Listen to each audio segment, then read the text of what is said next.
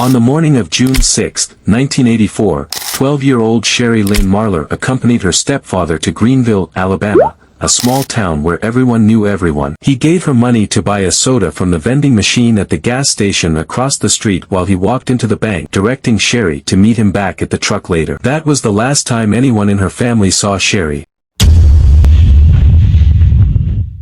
Sherry Lynn Marler was born on August 18, 1971, to Betty and Ralph. She was one of 3 children. Sherry's parents divorced when she was young and Betty married Ray Strangefellow, a retired Army sergeant who had turned to a quiet farming life. In 1979, the Stringfellow family lived on a 400-acre farm where they grew a variety of crops, about 12 miles from Greenville, Alabama. Sherry was a strong, nature-loving girl who disliked school and loved farming, earning her the nickname Little Farmer. One of her proudest accomplishments was her ability to operate a plow. Sherry was a happy girl and seemed to have a good relationship with her family. She was like a boy, Betty later recalled. We had a farm and she loved to hang out with her dad and stepfather, and he would take her to the tractor shop and the feed store. The morning of June 6, 1984, began like any other morning for the family. Betty, who worked as a waitress at a Waffle House, left for work around 7 a.m. Ray had some errands to run that day and wanted Sherry to go with him. Ray had to stop at the First National Bank in Greenville to renew a loan. Sherry, still dirty from her morning chores, didn't want to go in with her father, saying she was thirsty. Ray gave her $1 to buy a soda from the vending machine in front of the Chevron station across the street from the bank and told her to meet him back at the truck. She agreed, and the last time Ray saw Sherry was when she was crossing the street toward the gas station. After finishing his business at the bank, Ray returned to his truck about 15 minutes later and was surprised to find that his adopted daughter was not there. He began looking for her, growing increasingly anxious as time went on. He called Betty and asked if she had seen Sherry, hoping the little girl had stopped at a Waffle House, but she was not there. After another half hour of fruitless searching, Ray reported her missing. An air and ground search was conducted by law enforcement and volunteers, but to no avail. The missing girl was nowhere to be found. Of course, the police initially focused their attention on Ray, as he was the last person known to have seen Sherry. No one in Greenville recalled seeing Sherry Marler or any strangers in town that morning. Investigators believed the unfamiliar person would have stood out in the tight-knit community. I have a hard time believing she was snatched off the street by a complete stranger in Greenville, said Police Chief Lonzo Ingram. Although Ray was adamant that he had no role in his adopted daughter's disappearance, he was inclined to believe she was taken by someone he knew. He noted that it would be difficult for a stranger to have taken her by force. They had to wrestle with her because she was strong. She could have easily knocked a boy down. Although Ray was confident that Sherry would have defended herself if confronted by a stranger, this theory was later given some credence by Betty, who commented that vending machines at the time did not give change, so Sherry had to find exact change to buy her drink. Did she approach a passerby to ask if he had change for her dollar? Both Ray and Betty refused to take a lie detector test, believing the police were biased against them, which prevented them from taking the alien abduction theory seriously at first. They were also certain that Sherry had not run away, as some had suggested. Ray said, "Why should we take a lie detector test when they didn't even check the people who said they saw Sherry? We didn't do anything to be ashamed of. We didn't do anything to cause Sherry to run away." Ingram, for his part, did not see his request as unreasonable given the circumstances. "It seems to me to be a legal process because he was the last person to see Sherry alive," he said.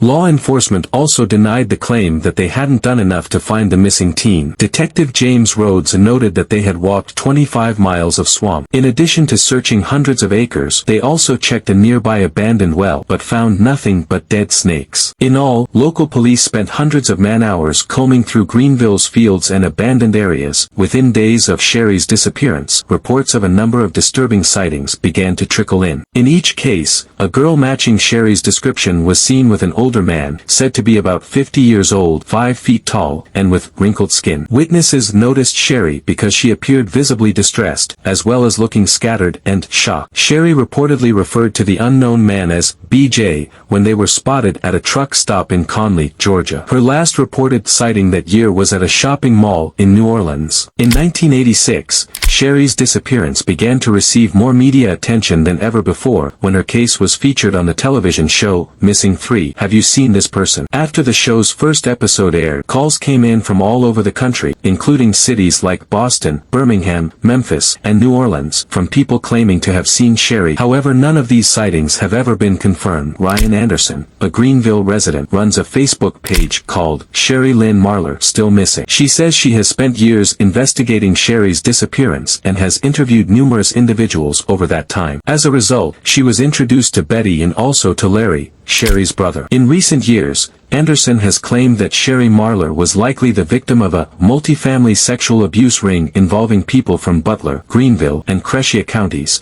and that she was abducted by someone she knew well, but not Ray. She also believes that Sherry was pregnant when she disappeared and that she was murdered and thrown away by her abductor, before being dumped at a pig farm. Anderson has posted photos that allegedly show a severed human head at the said pig farm, taken in 1984. Anderson said her research led her to conclude that Sherry was murdered by a man who is now deceased, and she claims to have obtained the shocking photo from a family member of that person. Another photo shows Sherry lying down, with an unidentified girl standing next to her. Anderson asserts that this photo was discovered by Larry, hidden inside a Bible, in an abandoned trailer in Butler County. She believes it was taken after Sherry's disappearance. On the other hand, a Facebook commenter's post that she was the other girl in the photo and that her father took her to see Sherry at her home, an unspecified time before her disappearance, when she was sick, and that there was nothing more to it. In addition, Anderson stated that she has a lot of sources that are very reliable but are unwilling to publicly identify themselves, and therefore there are no sources to support any of this information, making it impossible to verify these claims. Police Chief Lonzo Ingram is still struggling with the lack of a solution to Sherry's case. He said, "It never leaves my mind. We are working hard, but it is frustrating that we can't get good results." All of Sherry's family members, including her biological father, have been investigated and ruled out as suspects. Her mother Betty has always believed in her husband Ray's innocence. She said, "I don't blame my husband for what happened. She could have been with me and it could have happened. I wish I could go and bring her home for you," Ray said from his hospital bed in 2003, dying of cancer, but some Greenville residents still suspect the family was involved. "This little girl didn't make it to town or I would have seen her. Wherever she is, she's dead," said one anonymous local. Sherry Marler's family has not given up hope of finding her. Betty has continued to work tirelessly to try to locate her daughter, as did her brother Larry until his untimely death in 2016.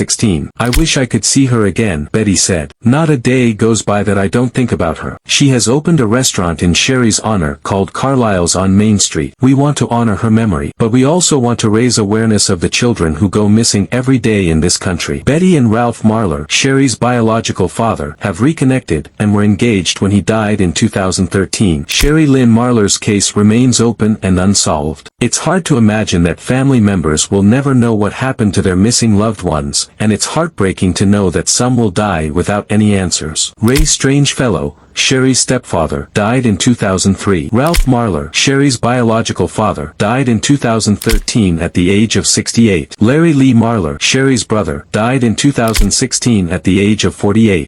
And here we come to the end of the story. I hope you liked it. Don't forget to like and subscribe.